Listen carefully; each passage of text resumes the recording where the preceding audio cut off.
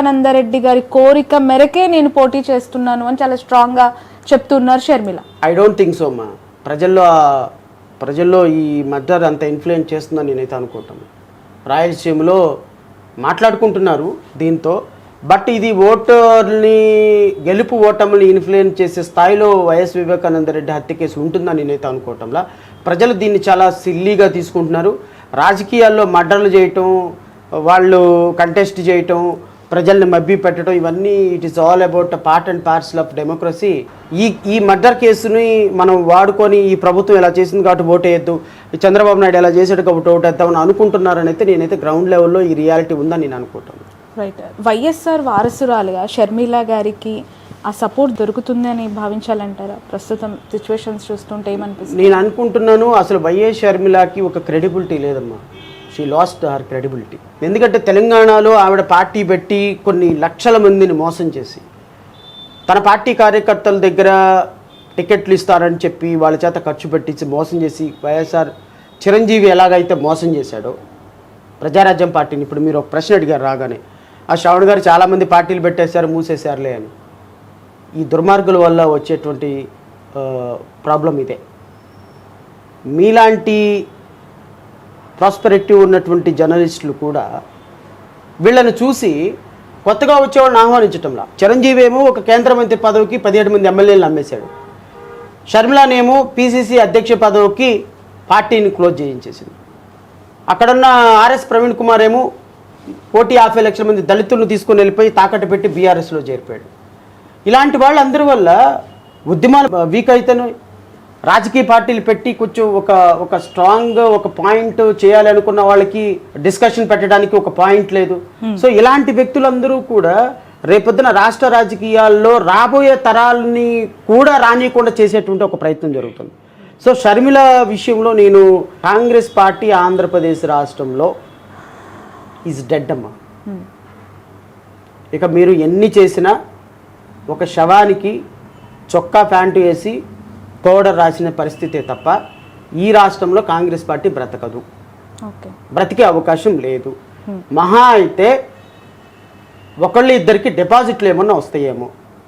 ఈ రాష్ట్రంలో Telugu Desam party, YSR Congress party చాలా స్ట్రాంగ్ పాయింట్లో 50% ఓటింగ్ ఈచ్ షేర్ చేసుకొని ఉన్నప్పుడు, దాని స్థాయి కాకపోయినా జనసేన పవన్ కళ్యాణ్ ఒక స్థాయిలో 6%, 7%, 10% ఓటింగ్ షేర్ చేసుకోవటానికి రెడీగా ఉన్నప్పుడు, కొత్త కూటమికి, కొత్త కాంగ్రెస్ పార్టీకి, ఆల్రెడీ డెడ్ బాడీగా ఉన్నటువంటి కాంగ్రెస్ పార్టీకి అవకాశం వస్తుంది, రిస్టోర్ అవుతుంది, మళ్ళీ బ్రతుకుతుంది, బ్రతికి ఓటర్ల నాడిని పట్టుకుంటుందని అనుకోవటం చాలా కష్టం.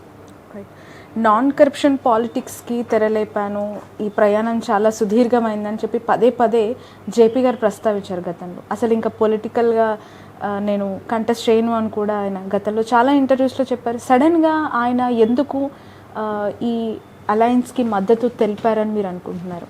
ఎందుకు అంటే, నేను మద్యం పంచలేను, బిర్యానీలు పెట్టలేను, నేను డబ్బులు ఇవ్వలేనని ఇంతకుముందు మీరు అన్న పాయింట్ ఆయన కూడా చాలా సందర్భాల్లో అన్నారు.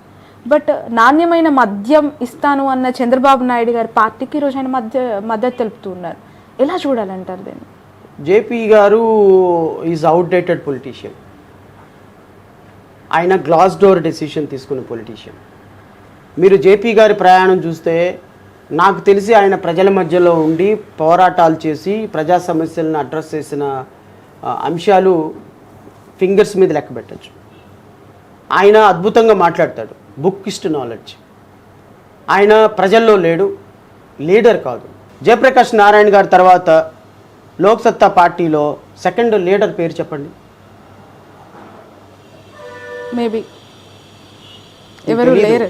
ఎవరు లేరు అని అనుకోవాలి. ఎందుకంటే తెరపైకి వచ్చి మాట్లాడి అధికార ప్రతినిధులుగా పోటీ చేస్తున్న అభ్యర్థులుగా ఎవరు చెప్పండి. Is it called a political party or can be called as is a leader? Leader is all about he has to create second generation leadership. ప్రతి సందర్భంలో నేనే మోనార్క్ని, నేను తప్ప ఇంకెవడు మీడియాలో కనపడకూడదని, నువ్వు తప్ప లోక్సత్తా పార్టీలో ఇంకో లీడరే లేడు. పొలిటికల్ పార్టీ ఎలా నడుపుతావు?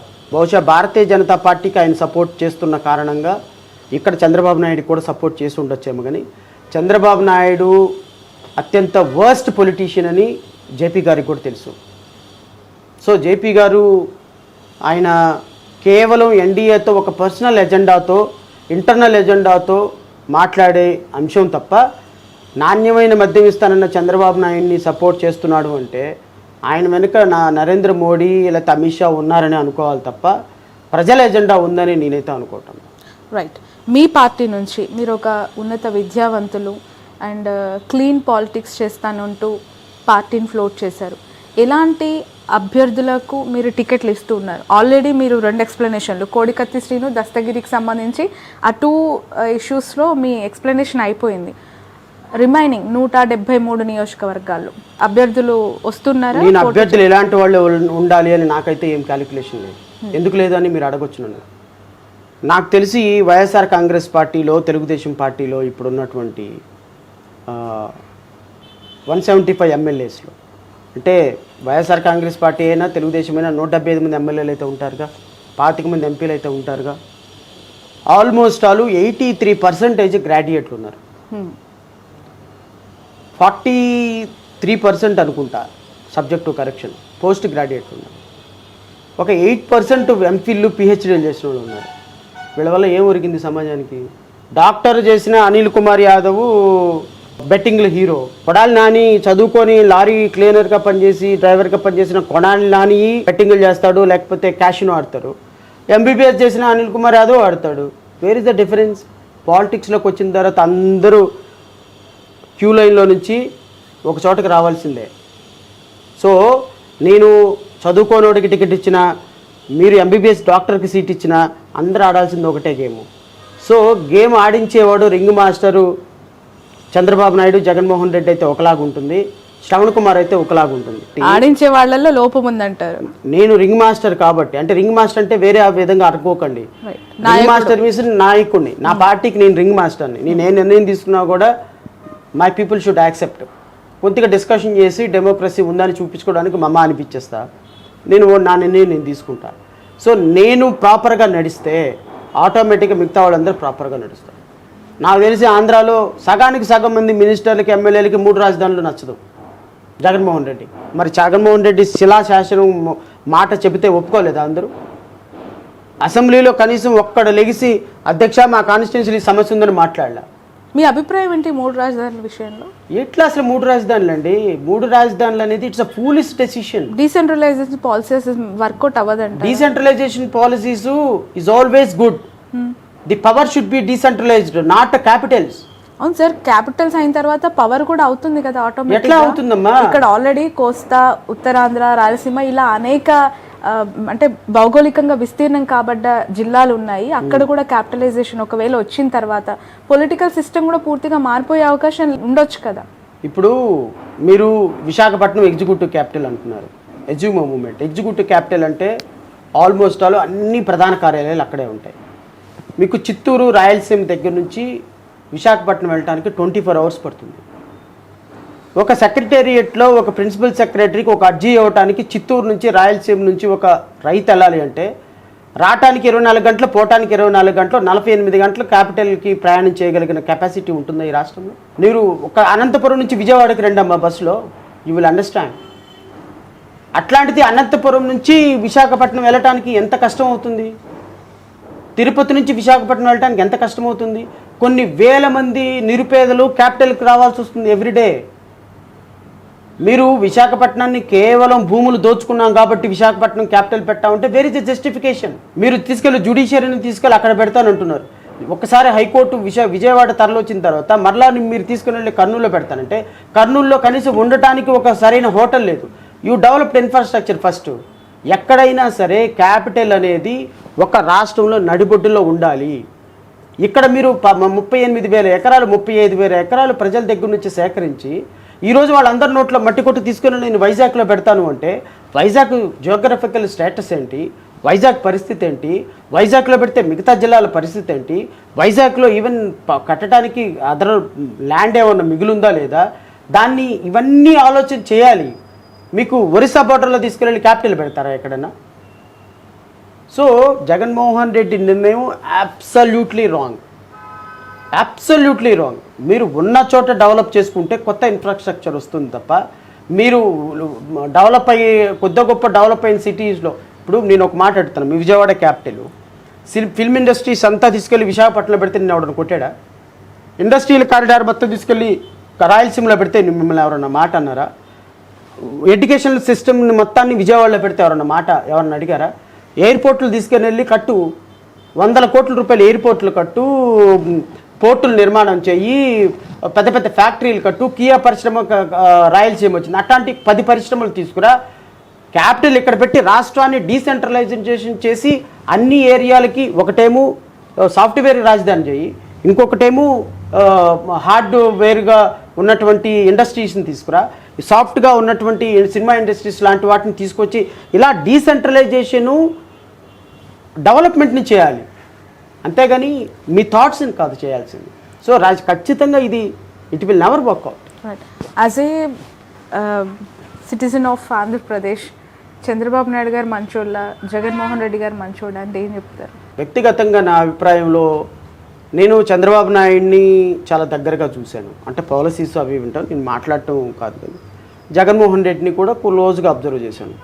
జగన్మోహన్ రెడ్డి ఏంటి అంటే నమ్ముకున్న వాళ్ళు ఎలాంటి వర్స్ట్ యాటిట్యూడ్ అయినా సరే వాళ్ళని ఒక్కసారి జగన్మోహన్ రెడ్డి నమ్మాడు అంటే వాళ్ళని ఎప్పటికీ వదలడు, ఎంత దూరం వెళ్ళే వాళ్ళ కోసం హెల్ప్ చేస్తాడు, హెల్ప్ చేసిన వాళ్ళకి మళ్ళీ హెల్ప్ చేస్తాడు. చంద్రబాబు నాయుడు గారు ఏంటంటే వాడుకొని వదిలేయటంలో ఆయన గిన్నిస్ బుక్ ఎక్కాడు. సో ట్రస్ట్ వ్యక్తి కాదు ఆయన మనుషుల్ని నమ్మడు. ఆయనకి లుక్రేటివ్ అంటారు ఇంగ్లీష్లో ఒక పదం, లుక్రేటివ్ మైండ్. ఆల్వేస్ ఒక మాట మాట్లాడాడు అంటే తనతో నాకు ఎంత లాభం ఉంటుంది, సో ఇతనితో నేను పక్కన కూర్చోబెట్టుకున్నంటే తనతో నాకు లాభం ఎంత ఉంది. సో ఒక్కసారి అతనితో కనుక అవసరం తీరిన తర్వాత వాడుకొని వదిలేయటంలో చంద్రబాబు నాయుడు చాలా అందవేశం చెయ్యి. సో నేనేమనుకుంటానంటే వ్యక్తిగతంగా చంద్రబాబు నాయుడు కంటే ఒక పాయింట్ రాజశేఖర రెడ్డి, జగన్మోహన్ రెడ్డి వ్యక్తిగతంగా వాళ్ళని ప్రేమించే వ్యక్తులకి చాలా హెల్ప్ చేస్తారు. యాజ్ ఫార్ యాజ్ అడ్మినిస్ట్రేషన్లోకి వచ్చేటప్పటికి ఖచ్చితంగా చంద్రబాబు నాయుడుకి నేను మార్కులు వేయాల్సి. ఆయన అడ్మినిస్ట్రేటర్, వ్యక్తిగతంగా నాకు ఆయన అడ్మినిస్ట్రేషన్ చాలా ఇష్టం. నేను చదువుకున్న రోజుల నుంచి కూడా ఆయన్ని అబ్జర్వ్ చేస్తూ ఉండేవాడిని. Jaganmohan Reddy is not an administrator. Jaganmohan Reddy is very poor administrator. అసలు ఆయనకి డెమోక్రసీ అంటే నమ్మకం లేదు, పరిపాలన మీద ఒక అవగాహన లేదు, సిస్టమ్స్ పట్ల రెస్పెక్ట్ లేదు. చంద్రబాబు నాయుడుకి ఏంటంటే సిస్టమ్స్ పట్ల కొంత భయం ఉంది, అడ్మినిస్ట్రేషన్ పట్ల కొంత పట్టు ఉంది, ఒక అంశాన్ని ఆలోచించి చేస్తాడు, కానీ పర్సనల్ కన్సిడరేషన్స్ చాలా ఎక్కువ ఉంటాయి.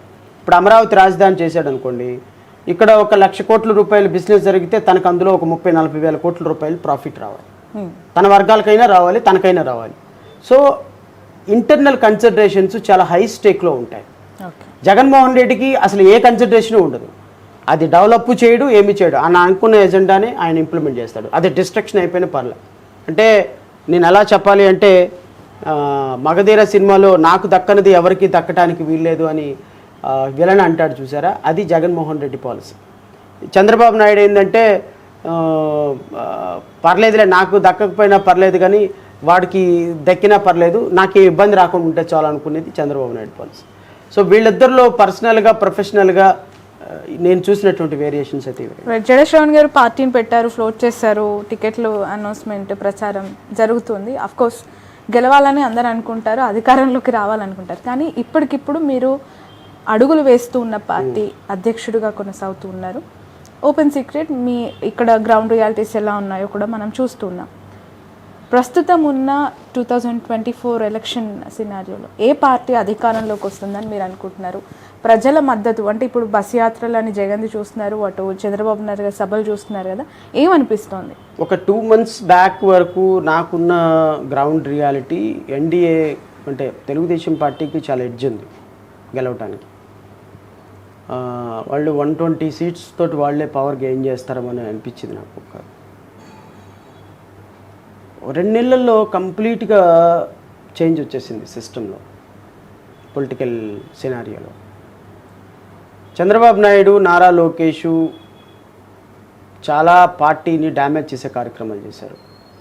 ఎన్డీఏతో బీజేపీతో వీళ్ళు పెట్టుకున్నటువంటి పొత్తు మరి ముఖ్యంగా జనసేనతో పెట్టుకున్నటువంటి పొత్తు వీళ్ళని 40 నుంచి 50 సీట్లకి కింద పడేసింది. అంటే వీళ్ళ మధ్య కోఆర్డినేషన్ లేకపోవటం, జనాల్లో ఓట్లు ట్రాన్స్ఫర్ అవ్వటానికి అవకాశం కనిపించటంలా. భారతీయ జనతా పార్టీకి అభ్యర్థిని ప్రకటించిన దగ్గర తెలుగుదేశం వాళ్ళు ఓట్లు వేయటంలా వేయకూడదని డిసిషన్ తీసుకుంది. జనసేన కార్యకర్తలు ఉన్న చోట తెలుగుదేశం పార్టీ కార్యకర్తలు ట్రాన్స్ఫర్ అవటంలా.